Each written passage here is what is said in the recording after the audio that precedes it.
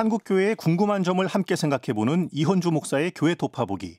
교회개혁 실천연대 교회문제상담소 상담위원 이헌주 목사님 모셨습니다. 목사님 안녕하세요. 네, 안녕하십니까.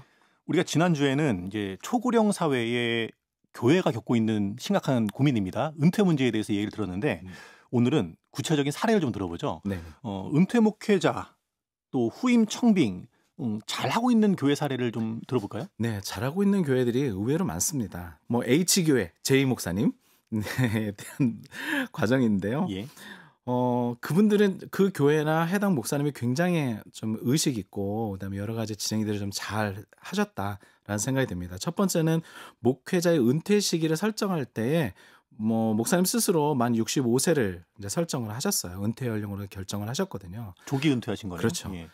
해당 교단은 70세가 은퇴 시기였는데 그래도 젊은 후배 목회자들에게 기회를 주고 그다음에 변화하는 세대 속에서 교회가 계속적으로 지속성을 확보하기 위해서는 교회가 더 고령화되어지면 안 된다. 또 해당 목회자가 고령화되어지는 것이 좋지 못하다라는 결정으로 65세에 은퇴 결정을 했고요. 그리고 나서 원로 목사직을 사양하셨어요. 원로 목사직을 사양했다라는 얘기는 뭐냐면 교회가 끊임없이 어떤 원로 목사의 사례비나 여러 가지 재정적 지원을 받지 않고 은퇴 시점에서 주어지는 퇴직금으로 모든 것을 정리하기로 하신 거죠. 그래서 후임 목회자가 좀 독립적으로 사역할 수 있고 재정적인 것도 독립적으로 교회가 부담 갖지 않도록 하는 것들을 마련해 두신 겁니다. 그러면서 교회 안에서는 갈등을 최대한 예방한 거죠. 더욱이 원로 목사직을 이제 반납하시면서 결국 교회의 행정적인 것, 운영적인 것에서도 본인이 직접적 관여를 하지 않기로 이렇게 결정을 하신 겁니다.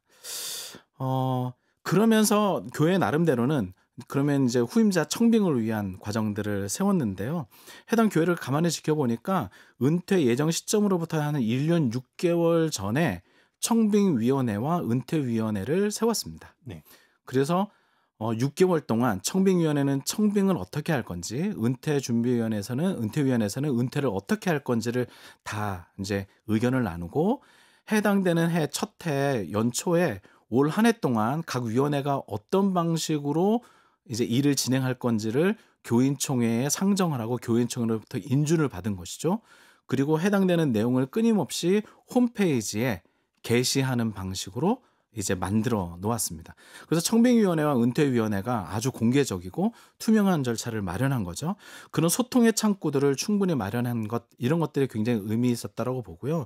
또 각각의 위원회가 교회 중직자들과 목자들 부부들 그리고 각각의 사람들을 약 400명 정도와 일정들을 논의하고 또 의견을 청취하는 일들을 진행하면서 정말 교회가 다음 후임자를 이제 청빙하고 또 은퇴하시는 목회자에 대한 예우를 어떻게 할 것인지에 대한 의중을 모아는 교인 성도들의 생각을 모아가는 일들을 굉장히 잘했습니다. 후보자 선정도 굉장히 의미 있었고요. 후보자 선정을 하면서 가장 중요했던 거는 앞에 있는 그 은퇴하는 목회자의 그 목회 방식과 여러 가지 교회 철학을 중심으로 해서요.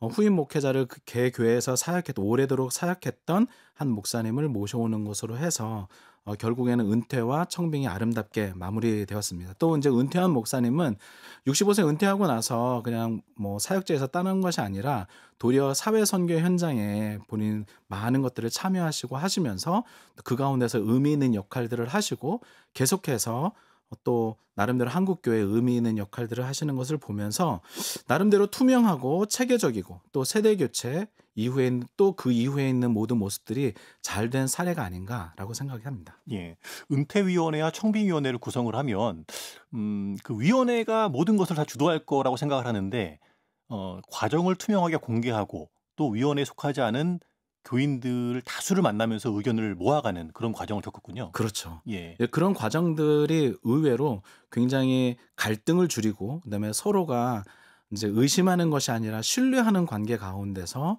이 모든 과정을 잘 마친 거죠. 예.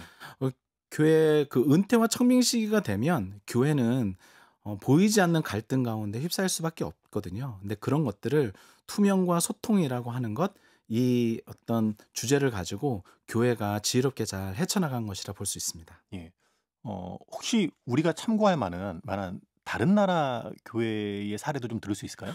다른 나라 교회 사례도 있습니다. 특별히 다른 나라 이제 외국 사례를 보면 가장 중요한 것은 은퇴한 목회자의 재정적 문제를 어떻게 풀었느냐라고 하는 거예요. 미국 장로교회 PCUSA라고 부르죠. 여기에서의 연금 및 보조 프로그램이 굉장히 잘 되어져 있습니다. 이게 2020년에 있었던 하나의 사례인데요. 해당 교단에서 24년간 사역한 후에 이제 은퇴한 목회자의 이야기입니다. 네. 은퇴하신 후에 예상치 못한 의료비 그리고 생활비가 이제 증가가 되면서 재정적인 어려움을 겪었거든요. 그럴 때 연금국에서 주어지는 수입 보조 프로그램을 통해서 계속해서 재정 지원을 받고 은퇴 이후에도 그래도 재정적인 어려움들을 겪지 않는 일들을 이렇게 좀 보았습니다. 외국 교단인 경우에는 이 재정적인 부분들을 어떻게 보조할 것이냐라고 하는 것을 오래도록 고민했고 이런 프로그램들이 굉장히 잘 되어져 있고요. 미국 연합 감리교회도 목회자들을 위한 확정 급여형 연금 제도를 운영하고 있습니다. 물론 지금 확정 기여형으로 연금 제도가 전환하고 있는데 그럼에도 불구하고 가장 중요한 생각은 뭐냐면 교단의 재정 상황이 어려워지고 막 힘들어지지만 그럼에도 불구하고 은퇴한 목회자들의 안정적 생활을 어떻게 보장하고 어떻게 지원할 것이냐라고 하는 것을 함께 고민해 가고 있다라고 하는 것은 굉장히 뜻깊은 것 같습니다. 그리고 그 가운데서 여러 가지 상황들을 좀 볼 수 있는 것 같고요. 또 하나는 투명한 은퇴와 청빙이 되도록 캐나다 연합교단 같은 경우는 노회가 주관이 되어져서 노회에서 임시 목회자를 파송하고 투명한 은퇴와 청빙이 될 수 있는 여러 가지 절차들을 마련하고 또 그 절차대로 진행하면서 나름대로 의미 있는 결과들을 내는 외국 사례들이 굉장히 좀 많습니다. 그래서 단순히 목회자의 은퇴가 사역의 종료가 아니라 새로운 형태의 사역과 삶의 현장이 되도록 하는 것을 각 교단에서 적극적으로 나서서 그런 나름대로의 프로그램들을 하고 있다라고 하는 것이죠. 우리나라에는 이런 부분들이 좀 적은 것이 좀 아쉽고요. 경제적 준비와 정서적 준비가 잘 되도록 하는 이제 교단적 노력 그리고 교회의 노력 그리고 목회자 개인의 노력들이 조금 더 많이 필요한 것이 아닌가라고 생각이 됩니다. 예.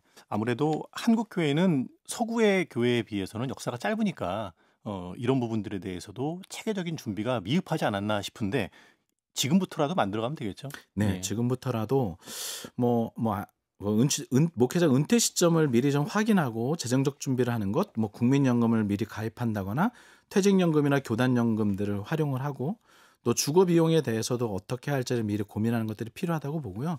주택에 관련해서는 한 가지 더 말씀을 드리자면 주택을 그저 그 은퇴한 목회자의 명의로 두는 것이 아니라 교회의 명의로 두고 그 가운데서 은퇴한 목회자뿐만이 아니라 사모님이 돌아가실 때까지 충분히 사시도록 하되 돌아가시고 나면 다시 교회가 환수하는 것으로 나름대로 의미 있는 것들을 좀 만들어 두면 장치들을 만들어 두면 또 많은 부담들을 좀 줄일 수 있지 않나라는 생각이 듭니다. 예.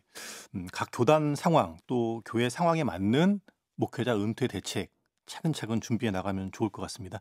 예, 목사님 오늘 말씀 감사합니다. 네, 감사합니다. 교회개혁 실천연대 교회문제상담소 상담위원 이혼주 목사와 얘기 나눴습니다.